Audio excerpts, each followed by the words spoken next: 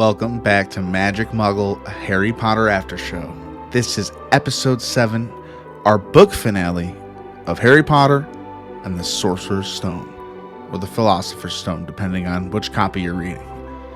I personally wanted to get the Philosopher's one just to feel like that vibe, but then, as I've said before, the scholastic trunk of Harry Potter books was calling to me.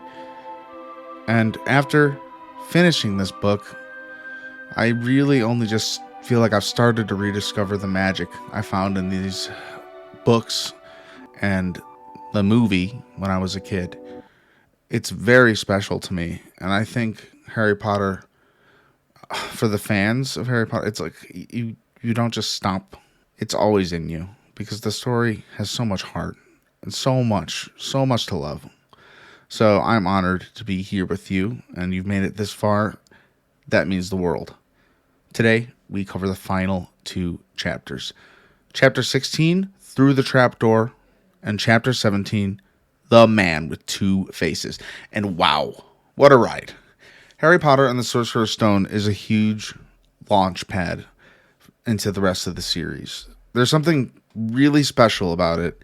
It holds warmth, innocence, and discovery. This is the heart of the wizarding world, wide open for us to fall into. Even with danger and darkness creeping in, the Sorcerer's Stone remains the most wholesome of the series, in my opinion. Now, to be honest with you, I don't know how many times I've said this here, but I'm not ashamed but disappointed. When I was a kid, I loved Harry Potter. I saw all the movies. I had a little undiagnosed ADD, and I feel even cheap for saying that, using that as an excuse. I was just very distractible as a kid. When I got to book 5, it's not that I fell out of it. My attention span couldn't keep up with it. I didn't have a learning disability or anything. At least I think. I don't think so. But it really always kind of bummed me out that I was never able to go read the final books of something that was so important to me.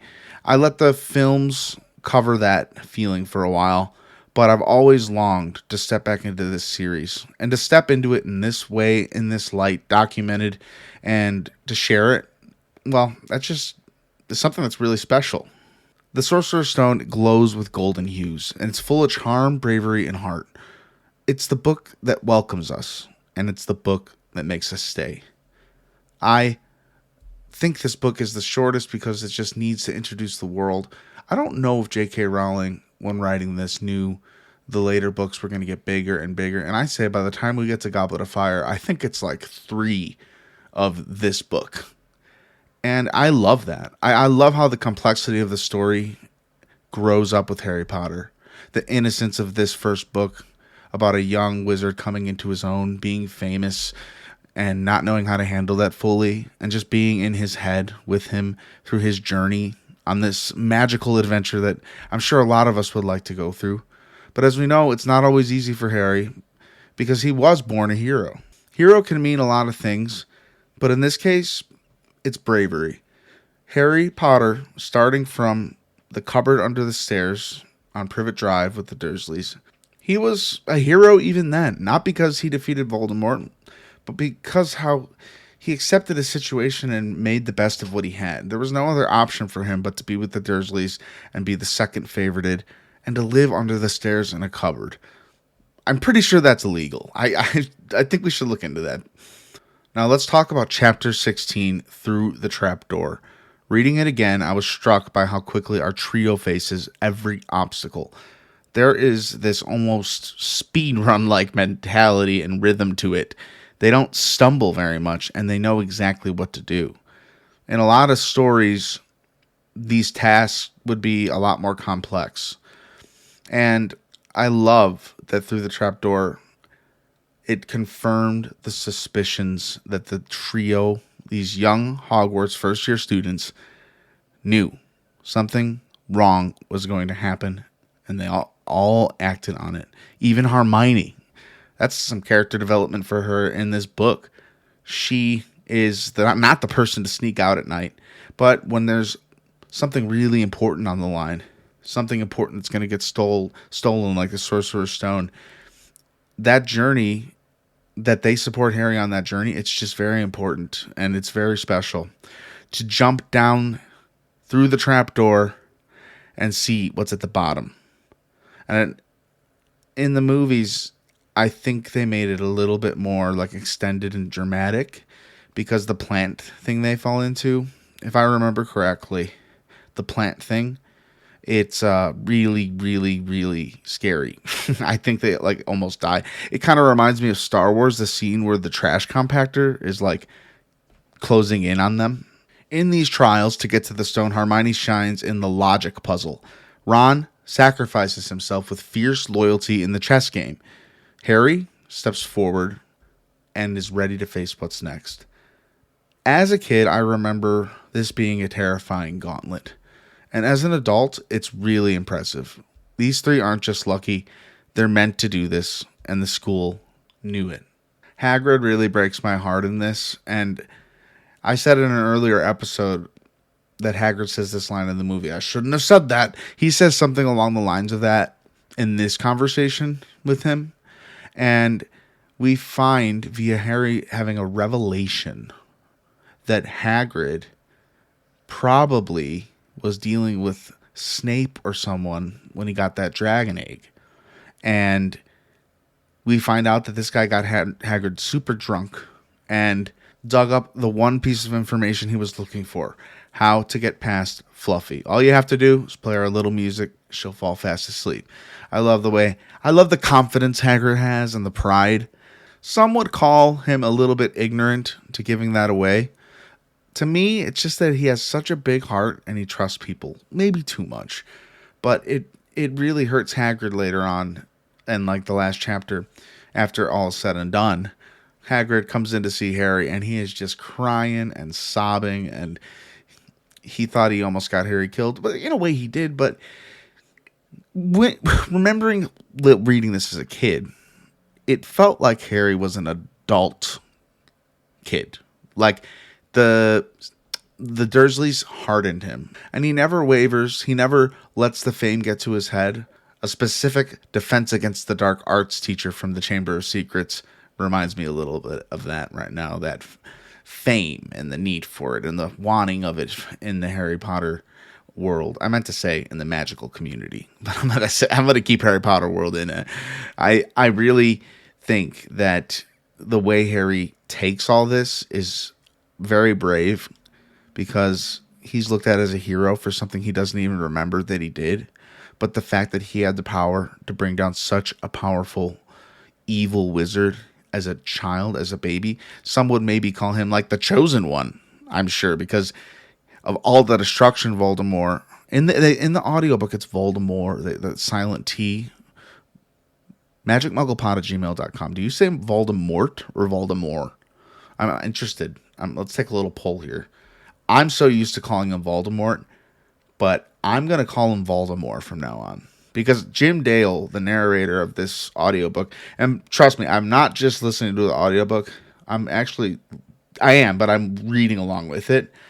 Helps me focus. And honestly, really, I feel like I'm entering the pensieve that we see later, and you go back and look into memories. That's how immersed I am when I have the audiobook on, because this guy's just such a great narrator. I would highly recommend, even if you're not reading along, you want to spend some time in the car getting down with some Harry Potter again, I'd highly recommend the Jim Dale recordings. It'd be so sad if that's not his name. He made such an impression on me. I know that's his name. I'm going to go look. Yes, Jim Dale, narrator. And I enjoyed listening to him. His voice immersed me in the books, and it felt like I was just a kid again reading Harry Potter for the first time. It'd been so long. The thickness of the pages, even on these hardcover books, there's quality to them. And I don't know what it is. I think I'm getting a taste of what the book people, like the book community, people who read a lot, I'm getting a taste of what that feels like. And I know it's through the maybe most mainstream series of books you could possibly know. But I was there for the beginning. I was, a kid when this stuff came out. So it's just a timeless story. And something about the TV shows that I would like to share with you that I found out. You may know this already if you're like a diehard fan. They are keeping the show in the 90s when the book came out. They're not making it modern Potter. They're keeping it book accurate late 90s, early 2000s where this is happening. So even though it's not that long ago, which it kind of is, it's almost like a modern day period piece. I mean, I guess you got to be like way more years out than that for it to be like called a period piece. But at the same time, things were a lot different in the late 90s, early 2000s. I mean, let's just start with cell phones. I think that's a really good and bold move on the showrunners and probably J.K. Rowling's go on that. Like, that was probably a big talking point. Should we make him modern in a modern world? All the smartphones, a different breed of wizard will probably be born with all this smart technology. How do the wizards combat that? Honestly, I'd like to hear that story. J.K. Rowling has a lot of readings on Pottermore.com for free about like the lore of the world. It's something I'm really interested in reading about. I'm wondering if I do like a Patreon or something, I'll do like readings from and talking about from Pottermore.com about lore. Off the top of my head, I know there's like one pretty good one about Professor McGonagall. That's just an idea. So Harry, Ron, and Hermione go through the trials. We lose Ron along the way. We don't know how he is. It doesn't really give you so much confidence that he's alive in the book. But in the same time, they do say he's knocked out. So it's kind of just letting you know Ron's going to be okay. But he took a hit for this. Hermione was so smart with her fire trial that she picked these potions, many of which could have killed them, but she knew so fast how to solve that riddle. And that's what I like. It kind of make you think that they're going to take a long time in these challenges, but they're so smart, and it just shows how attuned they are going into the series and how they built that chemistry together, and they were all able to take a piece of it. And Harry, as the final centerpiece, going through the flames and seeing someone. That's chapter 17, The Man with Two Faces. This one was one of the biggest twists I remember as a kid. I saw the movie first for this one, okay, I'll be honest. And Professor Quirrell, he was the one helping Voldemort all along. And worse, Voldemort was living on the back of this man's head. We never asked why he wore a turban. It didn't matter to us. It looked great. We didn't think twice about it. But now we know that man is hiding Voldemort on his head. Whew, I still get chills, honestly. It's haunting. It's burned into my memory. And the way Harry defeats him, and it's so special. It's not with a wand. It's not with a spell. But it's with love. The scene where Harry touches Quirrell and his skin begins to burn, it's seared into my brain. The kind of magic that doesn't come from books or bloodlines, but from something deeper. And Hagrid. Let's get back to Hagrid. Hagrid's guilt breaks my heart. He feels like he let Harry down by revealing how to get past Fluffy, but the truth is Hagrid's heart is always in the right place. He just is so trusting and so kind, and that vulnerability, it's just what makes him real. It's scary and awesome to know that this figure, Voldemort, who Harry defeated as a kid throughout the book, towards the end with the unicorn blood, that was Quirrell actually doing that, we find out. Like, it wasn't Voldemort. I mean, I'm sure it didn't look like Voldemort because Voldemort is on the back of this man's head. So he'd have to be walking completely backwards. And man, what a sick way to live. Like, you can't kill what's not fully dead or not fully alive. In a sense, he's just kind of this presence that's slowly trying to build up power throughout this series. And we won't spoil when, if anything, follows up on this. But I gotta say, books 2 and 3, it's pretty light on the Voldemort stuff from what I remember.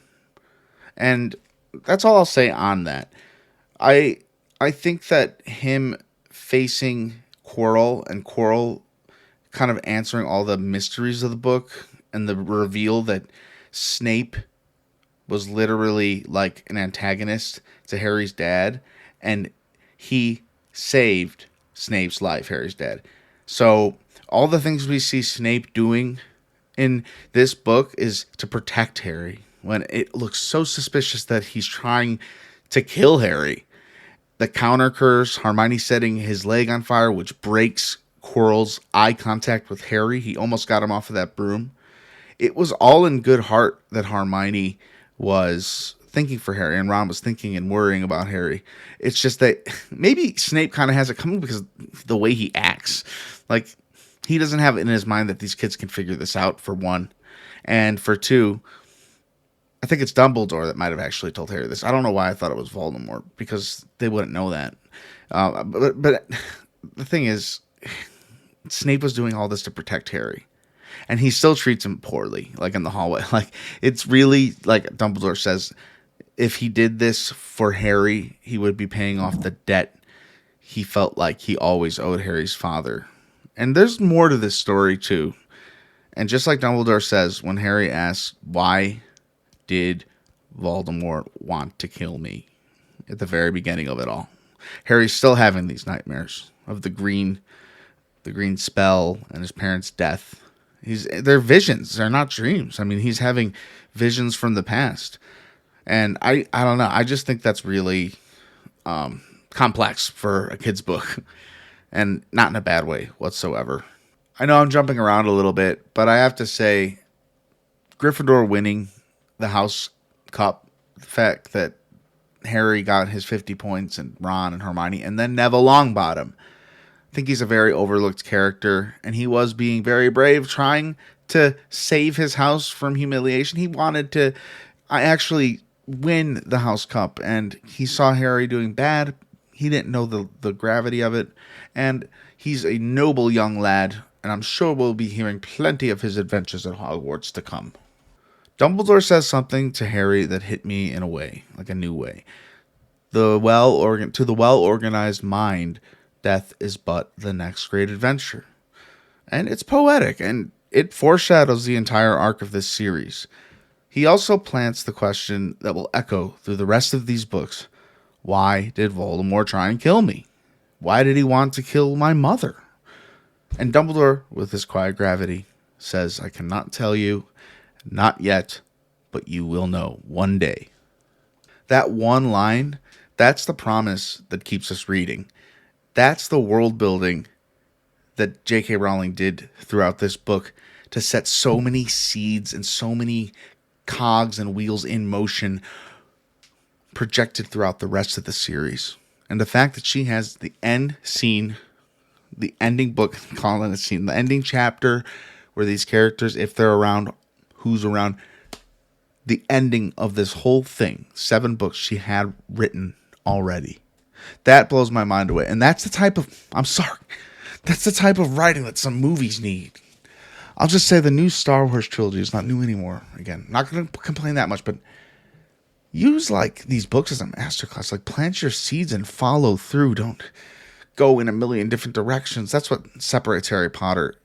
There's some things that, like I said, don't make super sense, but I think they can be made sense of if you ask J.K. Rowling. Like my thing with Quidditch, like it's only for the Seeker, and the other roles don't really matter considering the Seeker gets the points.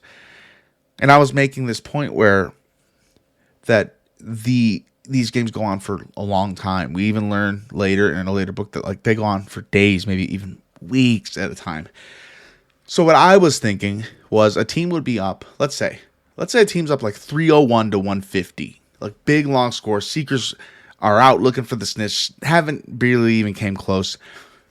One team has like 301 points. This is like just the minimum. And the other team has 150. That 301 points, they catch the snitch, they win. The problem here is if the Seeker from the team that's losing catches the snitch, well, they lose. That's what it's close to. I want to fully put out in my voice how I feel about Quidditch, and I still think it's such a cool wizarding sport. And the fact that there's a wizarding sport, I mean, alone, that's just exciting. I kind of have fun trying to make up this lore. It's not official or canon or anything. So again, let's go back to the moment of Dumbledore just not being able to say, but you will know one day. It's a good reminder to me that I don't even remember. I don't think I got to the point where we got that answer. And I think that's why, and forgive me, I haven't seen the movies in some time. So forgive me if I get something wrong about that. I know you wouldn't expect it, but I think that the movies doesn't ask that enough. But I'm going to rewatch it. We're going to rewatch it. The next episode, will be a watching of the Sorcerer's Stone, and then we'll make it a season 2 opener for Chamber of Secrets. I'm so excited to crack open that fresh new book sitting in its case. It's going to be a blast. The book ends with a subtle beat. Harry isn't afraid of the Dursleys anymore. He tells Ron he's going to have a bit of fun with Dudley this summer. Not because he's cruel, but because for once he has power and belonging. He has a real home now. And while the film ends with that iconic line, "I'm not going home," not really. I'm sorry, I get the chills. The book ends with a quieter version, but it has the same truth. Harry knows who he is now, and he knows where he belongs. And that photo album that was given to him by Hagrid, he sent out owls to all the old friends of the Potters, and they made Harry a book of his family so he can look at them. He doesn't have to find the Mirror of Erised. Also, I love the way you get the Sorcerer's Stone from the Mirror of Erised. The evil would never be able to get past it because it will only be given to someone who seeks the stone, not to use it. So Harry was able to look into the mirror and have that sucker drop in his pocket. And yeah, he turned Professor Quirrell and Voldemort to ashes, sending Voldemort back to square one. We may never see him again. Harry Potter and the Sorcerer's Stone may be the smallest book in the series, but it contains one of the biggest hearts. It introduces us to a world that only gets darker and deeper and more complex. But here in book 1, we still have time to breathe, to laugh, to believe in wonder. We're through the trapdoor now, the stone is safe, and the story is only really beginning. Thank you for listening to Magic Muggle, a Harry Potter after show. Next episode will cover the movie adaptation of Sorcerer's Stone in a special season finale. I've had a lot of fun talking about this today. I think I covered every beat, and I think this is just the beginning of something really beautiful and fun. I have so much fun doing this. This has been so fun, this coming back every week to talk about a few chapters. Like I said, later books will probably have 2 chapter episodes like this one, or even 1 chapter episodes, because there's a lot that happens in certain chapters in certain books. So 2 weeks from now will be our season 2 opener with the Chamber of Secrets. If you've made it this far, I just want to say I'm proud of us. This show means the world to me. Sharing it with you means even more. And it's just getting started.